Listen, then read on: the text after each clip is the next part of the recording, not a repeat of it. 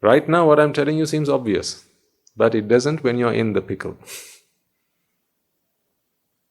When you get yourselves into that pickle, right, and you're getting annoyed about something, then where does all that good sense go? Out the window. Because then you're vexed. And when the mind is vexed, it only needs one thing. How do I relieve myself from vexation? That is why we practice before we get vexed. Oftentimes people come and ask me, Swaminas, I get angry all the time, what do I do? Answer is, when you're angry, there's nothing to do. After you get angry, there is nothing to do. Try and tie yourself up to your bed or something. Because every time you're angry, you're just going to keep doing the wrong thing. Right? Or when you have lustful thoughts, what do I do? In that moment, it's too late. Because this is not a repair shop. I always keep telling people, this is not a repair shop. This is not a place where you come to fix broken things. This is a place where we come to fortify our minds so that they don't break in the first instance. But have a noble association and companionship around you wherever possible, whenever possible. That is what I do my whole life. I am surrounded by noble companions. Because they are constantly there to remind me, you're crazy. Come back to your senses. You're crazy, you've gone mad. Come back to your senses. You're angry, come back to your senses. See? Because you need that in that moment. That is when you need it, in that moment. Because you can't do it for yourself. In lay life, this is going to be incredibly difficult.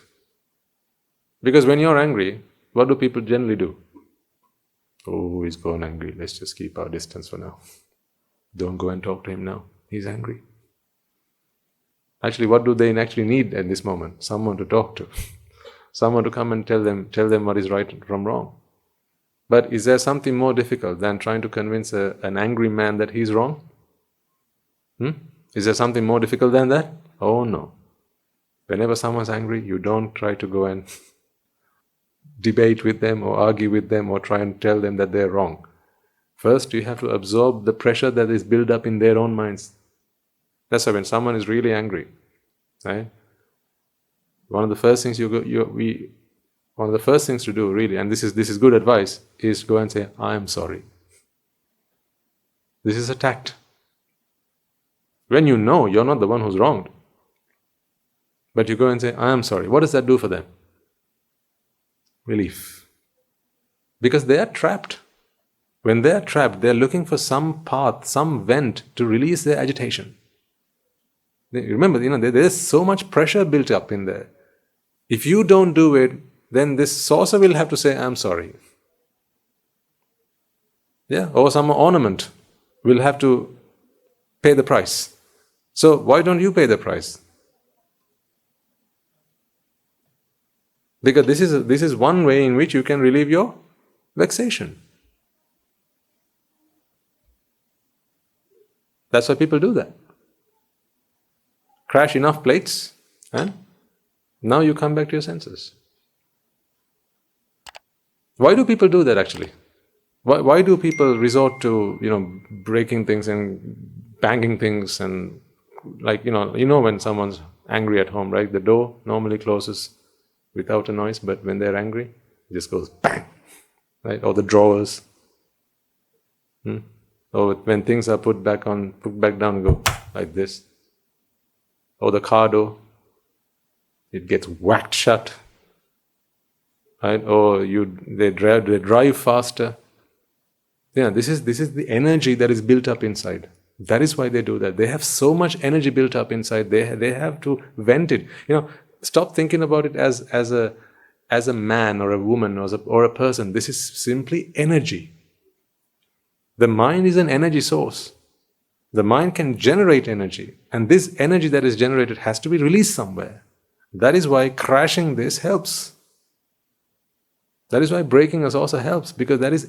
I'm not going to do it now, don't worry. That gives you a vent to release that energy. And it makes you feel that you've done something big. Otherwise, why does it have to make all that noise? Why does it have to be so loud? When people scream, when people shout, and then an angry man doesn't just normally talk like you and I, right? They scream. because that is all the energy that they're trying to output or put out of their system. Again, even those problems, look at it through the lens of anicca. Why is this man behaving like this? Look at it through the lens of anicca. Cause and effect again. Because this is not an angry man. What is there? Just lots of energy. This is just lots of energy. But this energy is tainted with aversion, sometimes with delusion, sometimes with desire. And when that energy gets built up, now it just has to be released. So what are we doing then as practitioners of Buddhist philosophy? What we are doing is taming our minds so we know how to make better use of this energy. Mental energy is so important. When someone practices samadhi, right, or deep levels of concentration, that's a lot of energy. But that energy is channeled in the right way. It's channeled for good, for the good of people, for themselves and others. That is what we learn to do. See, now look at all the work we do at the monastery. All of us together, like what I gave a few examples of at the beginning, right? The school, the rehab center, right? Very soon enough, right? Our young child development center with Noble Hearts, it needs a lot of energy. We can't just sleep all day and things won't get done. Every day our devotees come to the monastery, rotis get baked, right? And about 1,000 every day. That requires energy. I don't mean just the LPG. I mean the human energy that is required. This is energy that is in the mind, but energy that is channeled in the right way.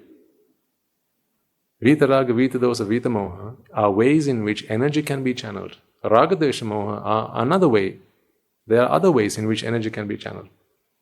So depending on how pure or impure your mind is, the energy that is spawned in the mind gets channeled in the right way or the wrong way, for destruction or for healing. That is the difference. And to do that, what I'm asking you all to do is whenever there's a problem, come to your senses about it.